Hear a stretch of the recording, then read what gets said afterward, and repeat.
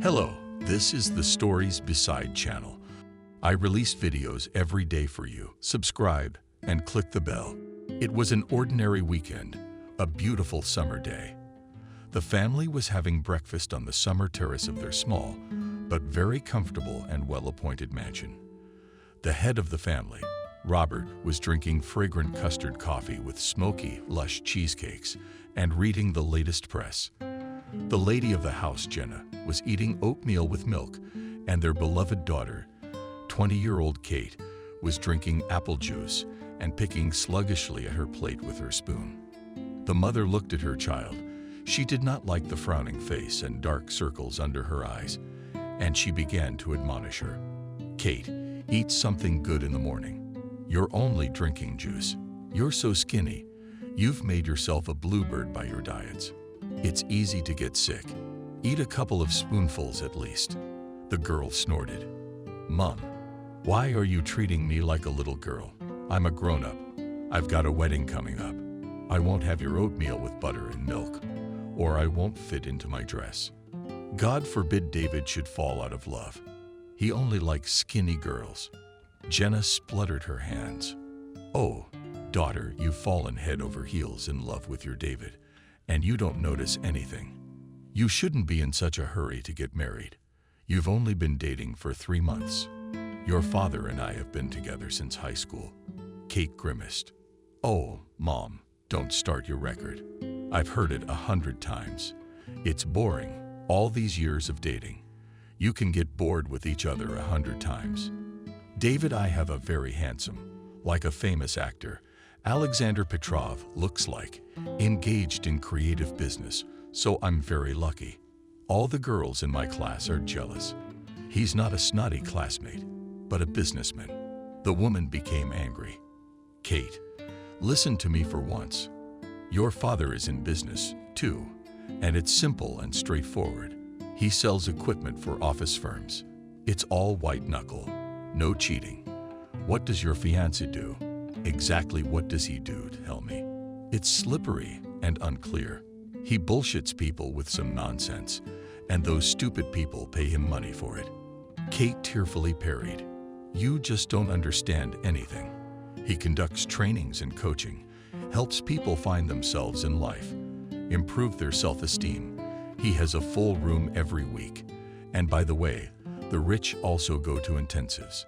He also deals in cryptocurrency trading. This is so popular and promising right now. We live in a world of advanced technology, and you use Soviet standards to measure everything. For you, business is selling tomatoes at the market. No one makes money that way anymore. Dad, at least tell Mom." Robert looked lovingly at his dear ladies and said peacefully, "Girls, don't fight. Jenna, why are you picking on the kid? I personally very much like David, competent, tenacious, aware of the latest trends. Now everything has changed. Young people know how to earn money in a different way. Judging by his car and clothes, for sure not on the last money, lives. Kate loves him, so let them get married." Jenna stopped talking and pursed her lips and thought to herself, "Well, I'll figure out a way to test you anyway, son-in-law." After breakfast, the daughter rushed off on a date. Kate was crazy about her fiancé. David was so beautifully courting, always coming up with something interesting. Today, for example, they had agreed to go to the country beach to swim and sunbathe. Kate threw a towel, sunscreen, and sunglasses in her beach bag, and she didn't even know it. But when David brought her in, she just gasped. The guy had set up a paradise. He spread a blanket and got ice-cold drinks and fruit from a basket, and even ice cream. From the trunk, there was a huge inflatable 2-seat circle with special pockets for glasses made on the sides, and the couple took cocktails with them and swam on the river. It was so romantic. A splash of refreshingly cool water, a breeze, her lover by her side. Kate was just happy. It seemed to her that it would always be like that, easy and fabulous. It could not be otherwise, because they were young, they loved each other, and they had their whole life ahead of them. Jenna and her husband stayed home that day. Robert didn't often get a day off from his busy job, and the couple treasured every minute they spent together. They sat on the terrace with their arms around each other for a long time, reminiscing about their teenage and high school years. And there was a lot to remember, because Kate's parents had been inseparable since high school. Jenna grew up in a poor family. Her dad was a labor teacher and her mom was a janitor at a roadside cafe. Both were paid little, barely enough to live on. Mom wore the same old worn-out coat and worn-out boots for 10 years, and her father saved money on everything. The table was almost always covered with fried potatoes, macaroni and pickles, and sausage and delicatessen, only on major holidays. But my parents were good non-drinkers. My mother occasionally took on some part-time work. They got out of it as best they could. Papa and Mama were always saving money on themselves, but they tried to buy their only daughter even cheap things, but new, so that she would not be worse than others. My mother was a good sewer, and if she managed to buy a cheap piece of fabric, Jenna often ran around in the summer in sundresses and dresses made by her mother. The daughter loved her parents very much and tried to be less naughty and ask for toys and upgrades. She understood it was not easy for them. The girl saw how their family survives hard and for herself made a conclusion very early that she will be an excellent student, get a good profession, and go to lay, and never repeat the fate of her parents. This became her goal, and she persistently pursued it from almost the first grade. That is why she pleased her parents with her marks and diplomas. She did well at school and was the pride of the school. She was always held up as an example by her teachers, but was disliked by her peers, who considered her a nerd and a nerd. There was another outcast in the class, a boy named Robert. He came from a dysfunctional family, raised by an elderly grandmother, and his miserable parents were always out drinking. They did not care at all where their son was, whether he ate or not. The only task was to find a bottle of cheap vodka and get drunk. That is why the child was a battered child, wore clothes from someone else's shoulder, and could barely keep up in school. He was bullied by boys all the time, teased with hunger strikes, and even mocked because the boy had a bad accent, and even his name Robert could not pronounce properly. When the teacher called the boy to the blackboard, there was a lot of laughter and shouting in the classroom. "Oh, it's about to start. Robert, you spit everything out of your mouth, and then answer, or you'll get a bracadabra again." Robert was silent and withdrawn because of the constant bullying, communicating with almost no one. He often skipped and ran away from classes. One day, a class teacher came up to Jenna at recess and asked, "Jenna, you're a smart girl, our head teacher, and an excellent student. I have a big favor to ask of you. I need you to bail out Robert. You see, he has potential. I feel that he can be a good student, but you see, no one deals with him. They hurt him. Maybe you could pull him up a little bit, or I'm afraid he won't even pass his exams. He'll have to repeat the second year. I feel sorry for the kid." The girl was not thrilled with such an offer. She did not want to deal with this pimply, silent boy. But as a responsible and executive person, she could not refuse the teacher and promised to help. That same day, she came up to the boy after school and said businesslike, "All right, Robert, my homeroom teacher told me to get you up to speed on literature and math, so whether you want to or not, come over to my house and study. Anything I can do to help. Otherwise, you'll be left behind for another year, to the delight of your bullies." The boy looked at her so intently and asked quietly, "If you don't tease me, then let's go." That's how they became friends. Jenna was so active in her work that by the end of the year, Robert was an A student instead of a D student, which surprised everyone. As it turned out, he was a smart and bright guy, just shy of his speech impediment and poverty. But Jenna persuaded him to struggle even here. "You, Robert, don't give up. I brought some special literature. I found it in the library, and we'll do special exercises with you to improve your speech. What if it helps? And in general, do not mumble. Do not be afraid of him. He only looks so formidable, but he's an ordinary fat guy. It doesn't matter if you beat him or not, just don't give up. Show him that you're not afraid and kick his ass. You're a tough guy. We'll think of something to wear too. We don't have much money in the family either, but my mother sews very well. If you can get a piece of fabric, she can make you a couple of shirts just as good as the ones you buy. And we can find you some shoes at a sale on the weekend. I'm getting by. As you can see, I don't dress in boutiques either. The boy suddenly took her hand and looked at her warmly. Thank you, Jenna. You're my only real friend. You're the only one who understands me. You're not ashamed of me. You look after me. Even my parents don't need me for ages. So hurtful. And Grandma is really old. She can't bear to carry me alone. I wish they hadn't given birth at all. The girl cheered up her friend. Never mind, don't get sour. School will be over soon. Let's go to college together. It's easier that way. I don't really get along with my girlfriends either. I know they think I'm a drag. What should I talk to them about? About fancy clothes and jeans I don't have? Or about where any of them rested while I was with my mom picked strawberries in the field to help the family? They'll make fun of me. But with you, it's so easy and calm. You're just like me. I've seen you run out in the evenings to load boxes at the market to make some money. We're from the same cloth as you. That's why we have to stick together. I try to be humorous about everything. I didn't go to the sea this year either. It doesn't matter. But the tan was just as good. So you spit on all of them and believe in yourself. We'll get through it. Thanks to Jenna's care and attention, the boy became much less of a foul-mouthed boy and managed to fight back against the bully. He overcame his fear and grabbed the bullied teen by the scruff of the neck while shouting loudly, "If you ever touch me or Jenna again, I'll beat you. You got it." He was even taken aback, but he got quiet. And best of all, Robert finished school with no C's at all, and he got straight A's in literature and math and physics. He easily cracked all kinds of equations and problems. Now his classmates only grinned after Jenna and Robert, whispering, "Tilly, tilly, doe." The bride and groom, sweet couple, found each other, you two nerds. But the boys paid no attention to this and persevered toward their goal. Jenna's parents over the years had grown accustomed to Robert and regarded him as their own.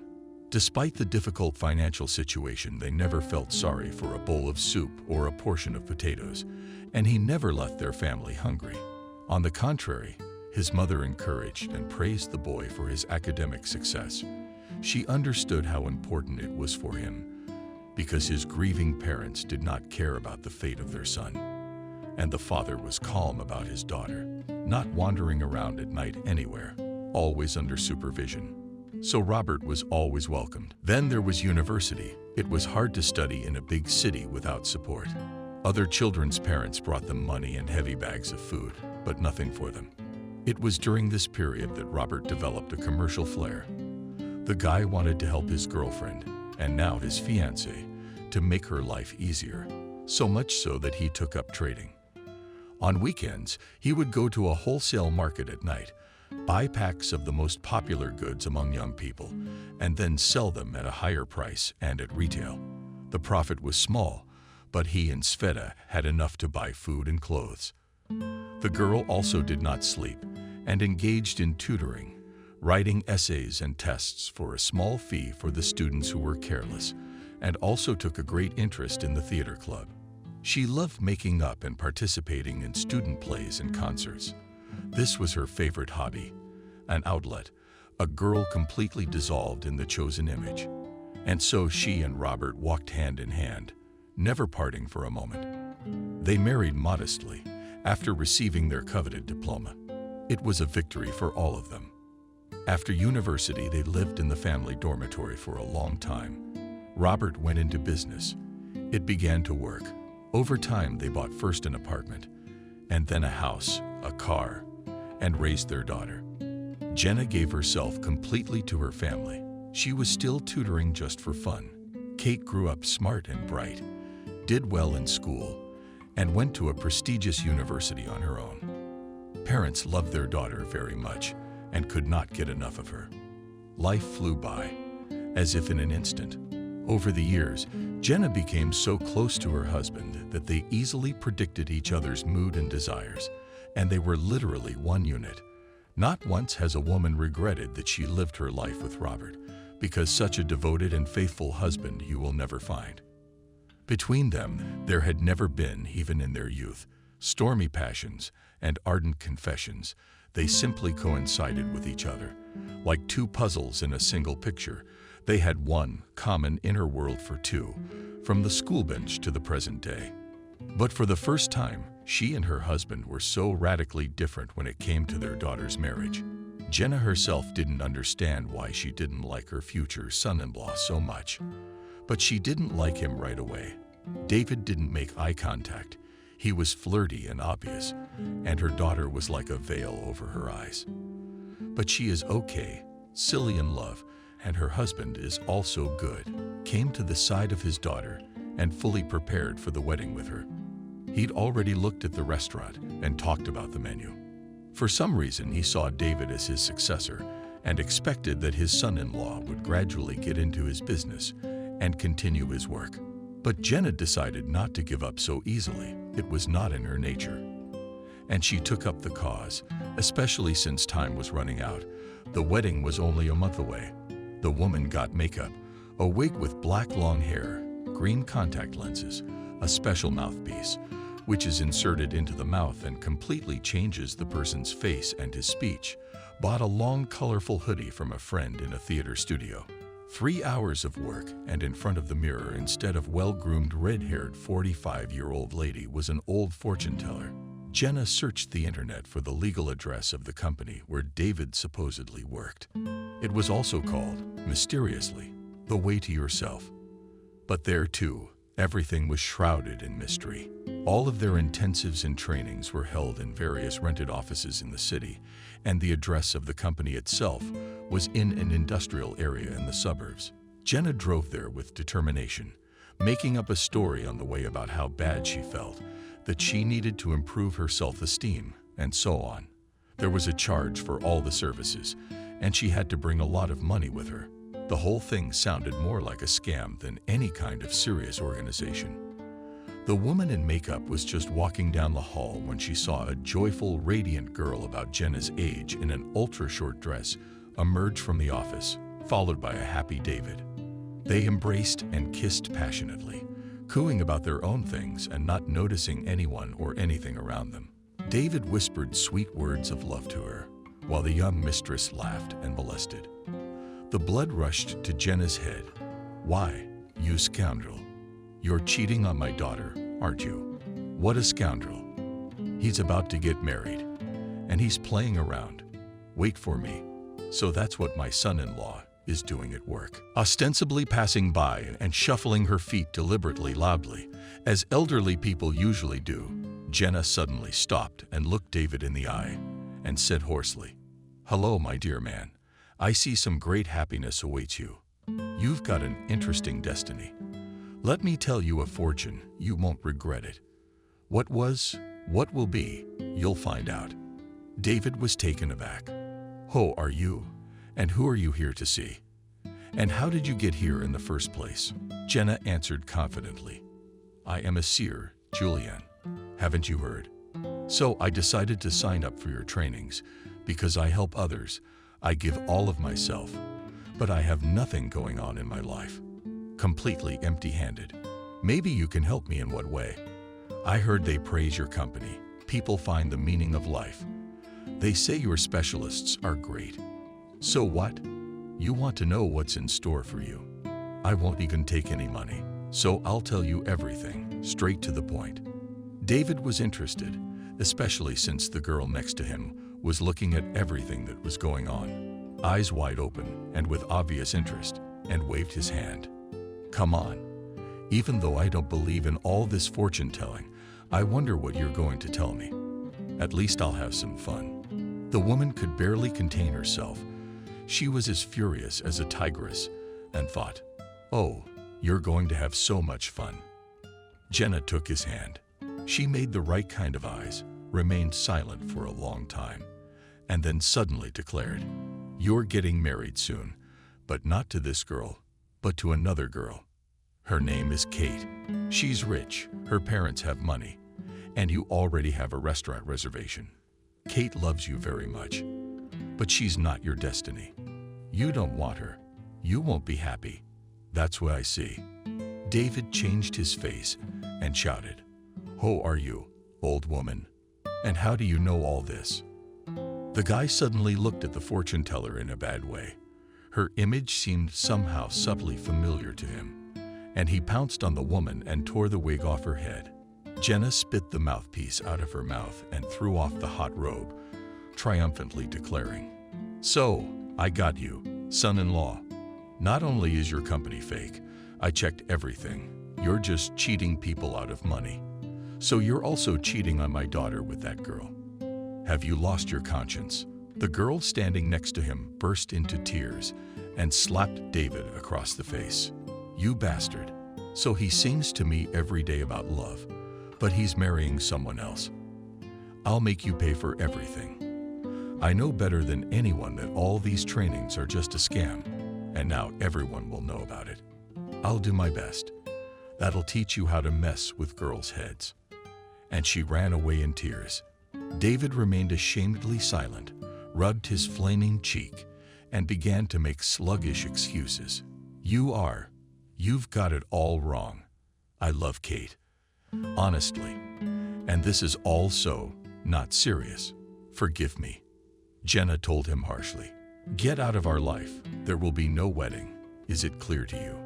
And Kate, you will tell me everything, and you mustn't lie to me.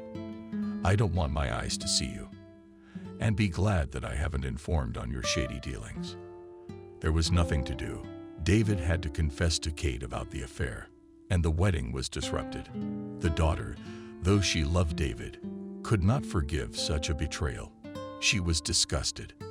After all, if even before the wedding loved one cheats and sleeps with another, what will happen next? How can you start to build a family if you do not trust a man? Kate was very nervous. She could not come to her senses after such a betrayal. After all, she had dreamed of a strong and friendly family, like her parents had, to go through life together, hand in hand. But time is the best healer, and after graduation, the girl got a job at a good private company as an economist. It was there a year later that she found her true love. Nick was her boss. From day one, he had had a soft spot for Kate, but for a long time he hadn't dared to tell her or even hint at it. He saw Kate immediately put a stop to any attempts by male employees to get acquainted. The girl was always thoughtful and sad, but very responsible and diligent. Nick was 10 years older than Kate. He had inherited the business from his father, and he managed it skillfully. But the man's personal life was not going well. He kept dreaming of finding someone like his mother, who could manage the house and was a friend and a lover. But, as luck would have it, only greedy and money-grubbing mixes turned up, and all they knew was that they demanded gifts and restaurants. As the years passed, his parents passed away, and Nick lived all alone in the huge mansion, apart from the maid who came and Semyon the fluffy cat. Sometimes he didn't want to go home. No one was waiting for him there. But Kate turned everything upside down in the man's soul. It was her serious, always a little sad gray eyes that deeply fell into his soul. Every time the girl brought him reports to sign, his heart sank. He couldn't even breathe. This had never happened to Nick before. He probably would never have dared to approach the unapproachable beauty if it were not for one incident. Nick was suddenly very sick, coming down with a terrible sore throat. He couldn't even go to the hospital to get medicine. He just called the hospital and had a doctor come to the house, and that was it. His temperature was off the charts, and his whole body was aching. At the end of the day, the secretary, Lubashka, entered the office and asked loudly, "Girls, our director is sick. He won't be in for a while. Which of you can go to his house and take the documents to sign? Of course, it's my responsibility, but I have to pick up my kid from daycare. Help me out, will you?" And then the always silent Kate suddenly said quietly, "I can do it. I'm on my way anyway. Come on, I'll pick you up. I'll take you to the address." Kate didn't understand why she had decided to help. She just wanted to. That's all. It was not her way at all.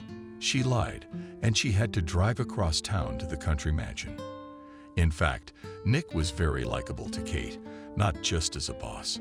He was fair, balanced, did not allow himself to snap at the employees, and was respectful even to the cleaning lady. He called her exclusively the cleanliness fairy. And so, when she learned about her boss's illness, a girl really wanted to check on him, and if necessary, help him. Kate took a cab to the principal's house. The mansion was impressive in size and very well maintained. The girl rang the doorbell, knocked. No one was there. She began to call on the phone. Also silence. Not at all worried, Kate pushed the massive door, and it gave way. The girl entered, started walking through the rooms and shouting, "Nick, where are you?" It was me, Kate, who brought the documents for you to sign on behalf of you. But no one answered her. Suddenly, Kate heard a faint moan. She rushed to the second floor. In the bedroom, sprawled out on the huge bed, the director was lying wet and delirious. He was clearly delirious, and there were pills and potions on the bedside table. A frightened Kate touched her forehead. It was glowing. Then she threw the file folder and the bag right on the floor and rushed to save the sick man. The girl made him compresses of vinegar and water, as her mother once did in her childhood, wiped his whole body, stripped Nick down to his underwear, found an antipyretic mixture, and literally forcibly poured it into his mouth. 3 hours later, another one. She couldn't leave her boss in that condition. So she called her mother, explained the situation, and she sent her house doctor to Nick's address. The doctor examined the man, diagnosed him, injected him with antibiotics and antipyretics, and left, prescribing a treatment regimen. He assured me that in a couple of hours, the patient would definitely feel better. And Kate stayed behind to guard the director at his house. In the morning, Nick finally felt better. He woke up, and he couldn't believe his eyes. Kate was dozing on the chair beside his bed, her face anxious and worried. And all the time he had thought that Kate talking to him was just a dream. Nick could barely speak, the infernal pain in his throat and lungs preventing him from doing so. "Kate, sweetheart, how are you here? What a miracle. It's the happiest thing I ever dreamed of." The girl immediately perked up. "Oh, you're awake. Oh, thank God. My secretary sent me yesterday to sign some documents for you. I came in, and you were unconscious. I was so scared. I called my mother, and she sent our family doctor. He calmed me down and told me to keep an eye on you until you get better. So I'm watching over your sleep. Well, since you're feeling better, I guess I'll be going. Yes, there's some chicken soup in the kitchen. Make sure you have some hot soup. And here's the doctor's prescription for you. If you want, I can run out and get some." Nick couldn't get enough of Kate. "Thank you, Kate. You are my savior. Mind you, I won't eat soup without you. So let's go to breakfast together." Kate was embarrassed, but agreed. She really felt a beastly hunger after all she'd been through. The young people ate together, chatted nicely, and imperceptibly switched to first-name terms. As they were leaving, Kate timidly said, "Do you want me to come back tomorrow after work?"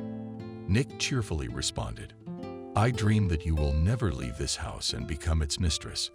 I like you very much, Kate, so I'll be waiting." And so their relationship took a turn. Nick was nothing like the passionate, spunky David. He reeked of strength, confidence, and serenity, like a stone wall. A year later, they got married, and Kate moved to live in her husband's country mansion. Sometime later, Kate realized that she was pregnant. Her husband and parents were unspeakably happy because they had dreamed about grandchildren for a long time, and the woman was even frightened a little, having found out that she would have twins. But thank God her pregnancy went without complications, and Kate successfully carried it to term. She could hardly see anything anymore because of her huge belly. The time of delivery was approaching. Nick, being a responsible father, had thought of everything in detail. In the elite maternity hospital, Kate was waiting for a private, paid comfortable room, and a leading professor in obstetrics was to come on the phone to give birth. The man had already equipped the baby's room, bought a fancy, expensive stroller and a wonderful cradle, and the necessary diapers for the first time. Nick was no longer at work and rushed home, massaging his wife's feet and stroking her belly, trying to somehow relieve her situation. But then, as bad luck would have it, my husband had to leave on an urgent business trip to another city for a couple of days. There was a very profitable deal, promising a lot of income in the case of its successful signing. The director could not trust such a thing to anyone and decided to go himself. Nick was terribly worried. "Kate, honey, why don't you go to the hospital today as a precaution? I know it's 3 weeks away, but still. It's winter. I won't be around. How can you be alone? There's a TV in the room, and a shower, and medics are on duty 24 hours a day. I will be so calm.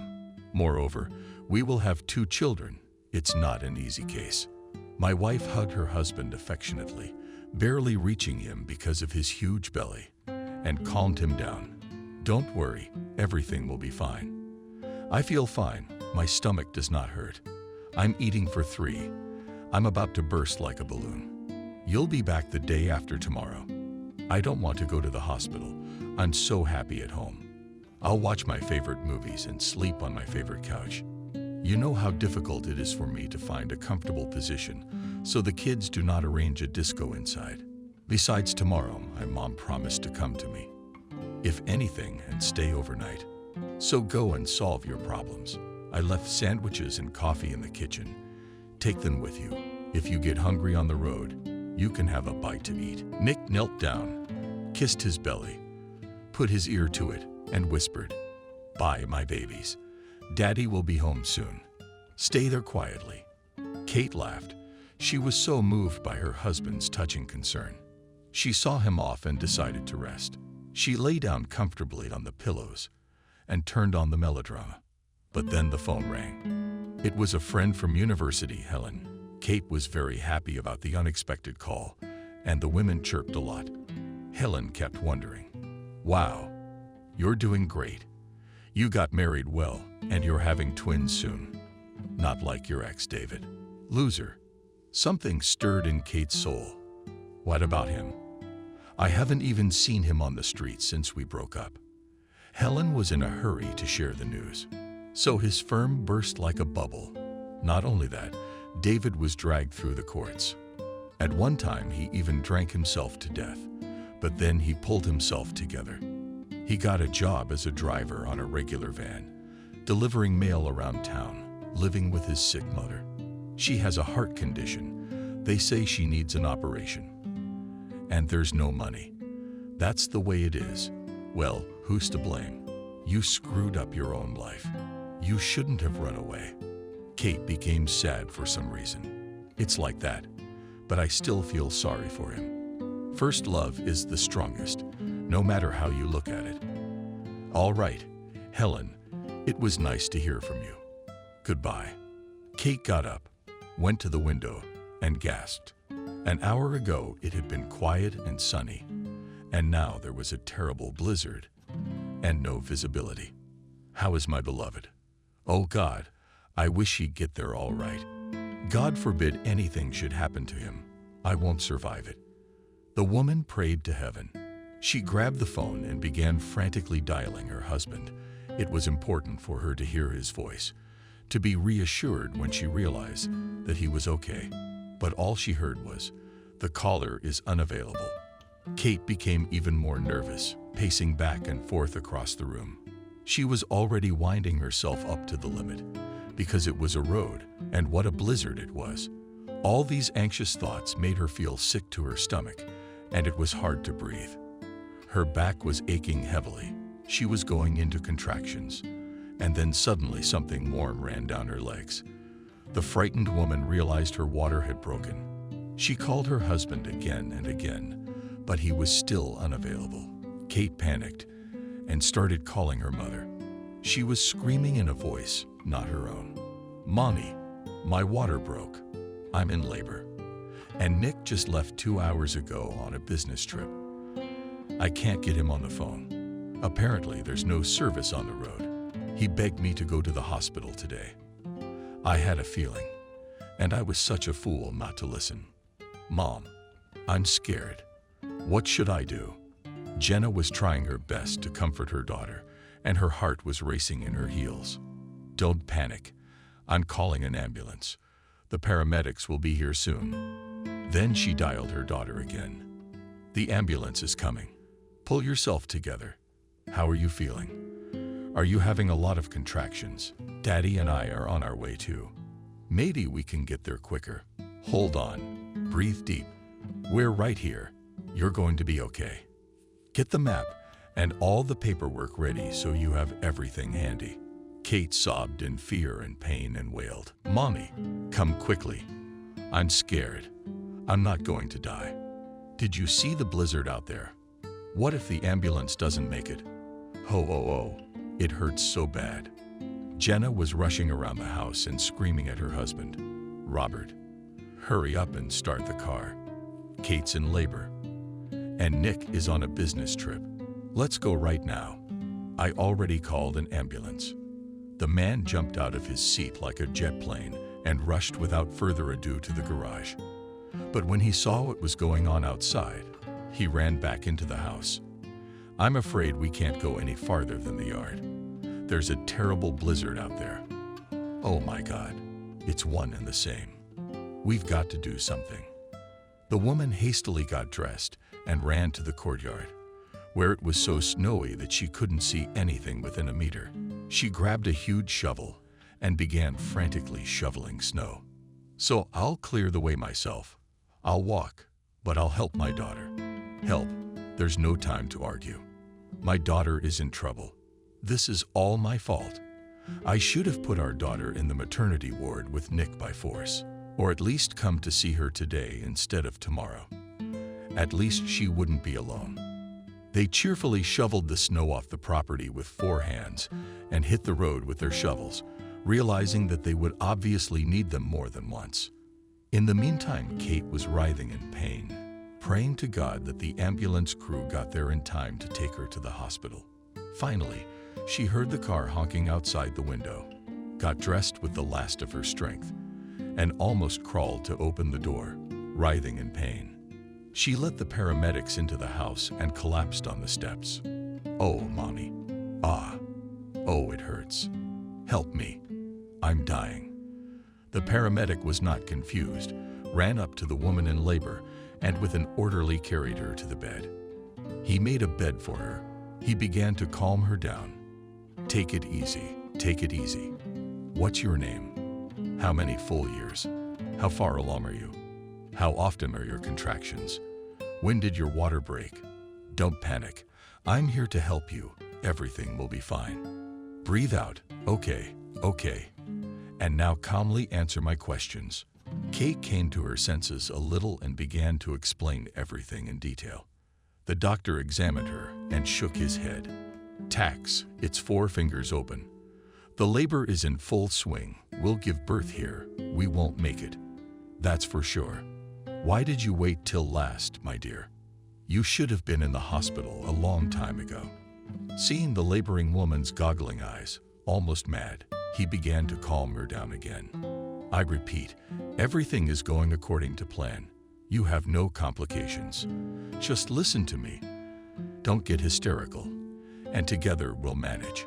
Okay, Molly, get everything ready. Get your suitcase out. Kate, where can we get clean sheets and boiled water? Well, no need to cry. Exhale. Another. Exhale again. That's it. Hold my hand. Think about the fact that it's not easy for the babies now either. You help them come into the world. That's a good girl. Okay, now again. In, out, and push." Surprisingly, everything went well, and an hour later, Kate gave birth one by one. A boy and a girl a couple of minutes apart. One cried out at once, but with the second one the doctor took a long time, pumping something out of him, spitting, shaking him, rubbing him, And finally, the baby weakly, but squeaked. The paramedic breathed out. "Phew, you scared me, baby." "Kate, stop crying. Everything is fine. You gave birth. The babies are alive and healthy. It's true your boy is a little weak. You should go to the hospital anyway, and you will be under supervision there. I did what I could. Now, where are the diapers and baby stuff? Do you have any?" Kate grabbed the paramedic by the arm. "Thank you. Thank you very much, humanly. I don't know how to thank you. You're just my savior. If it weren't for you, I have everything ready for the little ones. Over there, in the drawer of the dresser, take everything. There's a blizzard outside, so get them dressed warm." Then the phone rang, and Nick was on the line. "Kate, sweetheart, what's wrong? The connection on the road is terrible.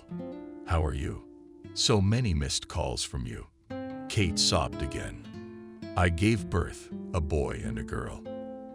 I went into labor at home, prematurely. Thank God the ambulance crew made it in time. There, paramedic Anthony delivered the baby. Now they're taking me to the maternity hospital." Nick almost shouted. "Oh, my God. I told you to lie down beforehand. I should have been the one to put you in the ward instead of listening to you. Hold on. I'm dropping everything and heading back out. Honey, I'll be with you tomorrow. To hell with it. Thank you, honey, for the kids. I just can't get over the fact that I'm a daddy. Put the medic on the phone. I'll tell him where to take you. I've made arrangements. They're waiting for you." Kate was carried on a stretcher to the ambulance, and they drove off. The nurse held the kids. Kate finally calmed down a little. "That's it. The worst is over. You can breathe. Now she and the children will be taken to a comfortable room. Her son will be checked over. Now everything will be fine." Immediately my mother called.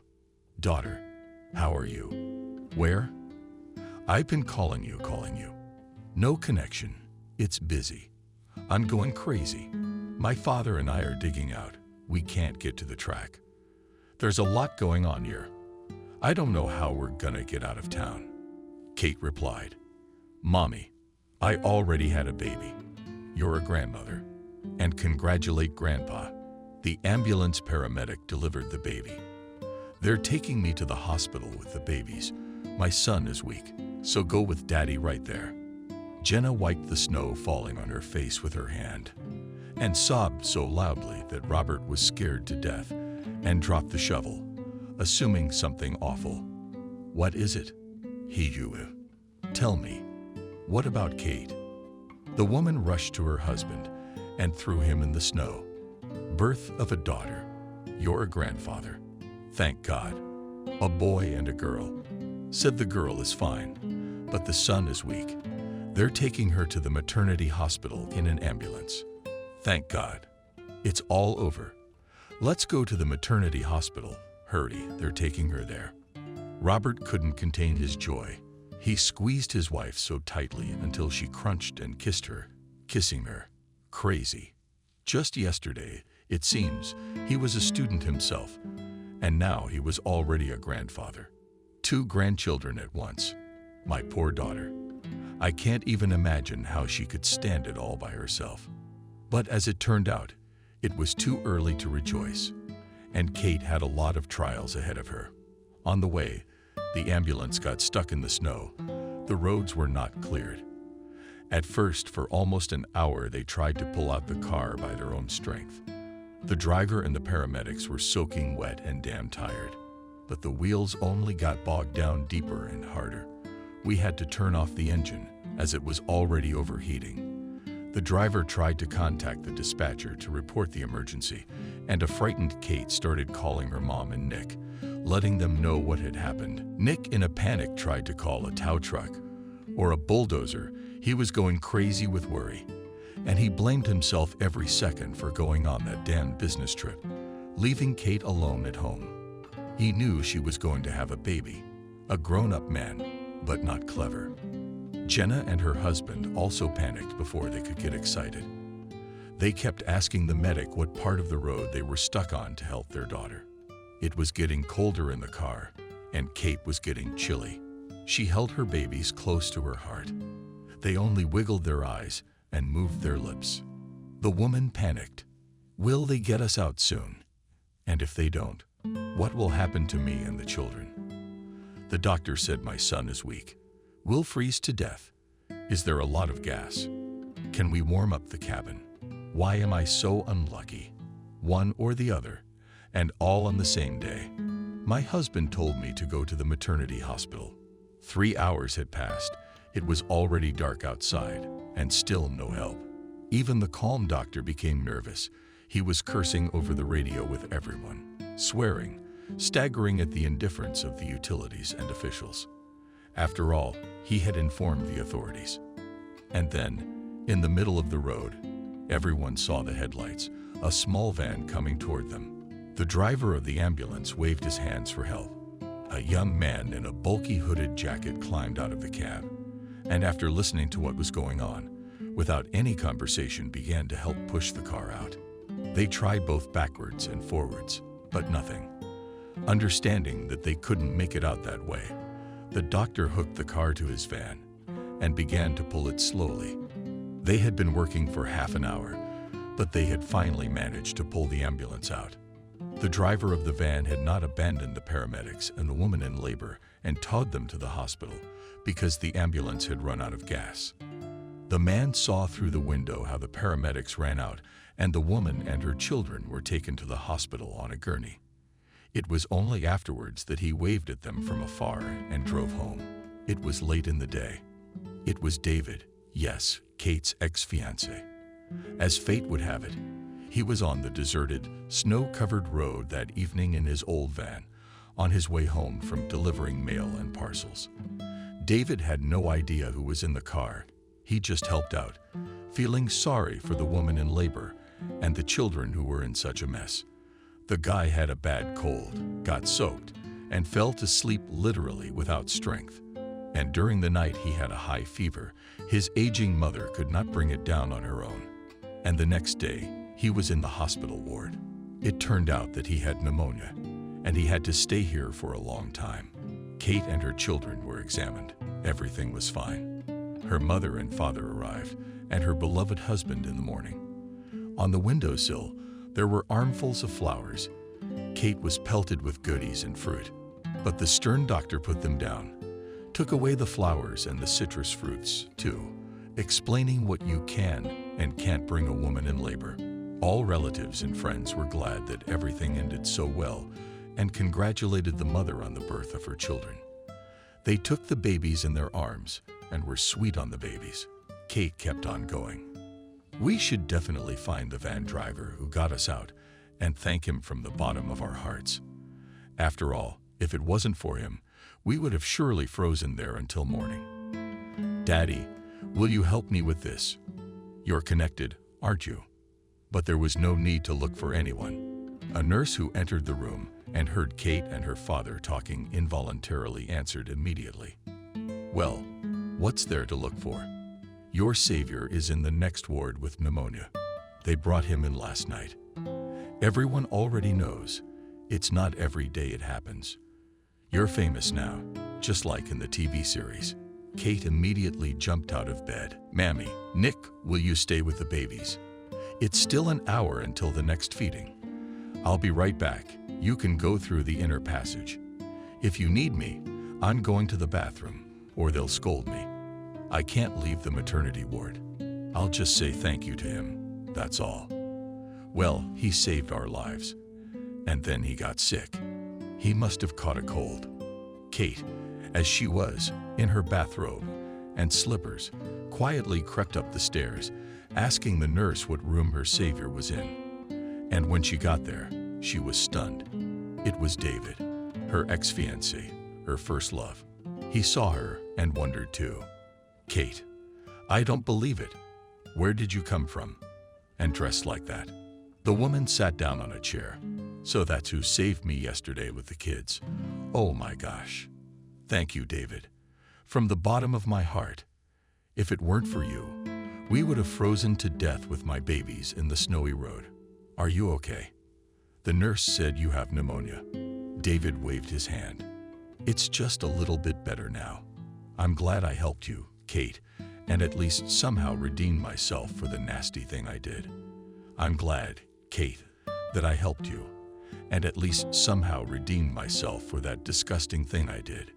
You know, I regretted it 100 times.